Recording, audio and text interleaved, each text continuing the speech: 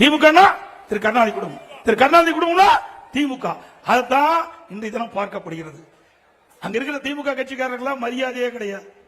இப்ப என் பக்கத்துல கந்த நிக்கிறார், திரு ஸ்டாலின் பக்கத்துல யாராவது நிக்க முடியுமா?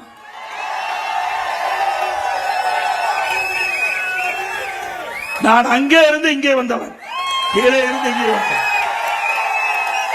சாதாரண தொண்டை, கிளைக்கழக செயலாளர், ஒன்றிய செயலாளர், மாவட்ட செயலாளர், மாநில செயலாளர், எம்எல்ஏ, எம்பி, மந்திரி, அப்புறம் தான் முதல் மந்திரி, பிறகுதான் பொதுச் செயலாளர். இப்படி கீழே இருந்து மக்களோடு மக்களாக இருந்து ஏழை மக்களோடு படுகின்ற துன்பம், துயரம், வேதனை, மக்கள் படுகின்ற அவதிகள் முழுமையாக அனுபவ ரீதியாக அனுபவித்தவர். ஆகவே ஒரு ஆட்சி எப்படி செய்ய வேண்டும், எப்படி மக்கள் துன்பப்படுகிறார்கள், எப்படி வேதனைப்படுகிறார்கள், அதனால் அதை எப்படி நிவர்த்தி செய்வது அனுபவமாக அறிந்த காரணத்தினால்தான் கொரோனா காலத்தில் கூட, கடுமையான நேரத்தில் கூட ஒரு சிறப்பான ஆட்சி எங்களால் தர முடிஞ்சது. அப்படிப்பட்ட காலத்திலேயே சிறப்பான ஆட்சி கொடுத்துட்டோம்.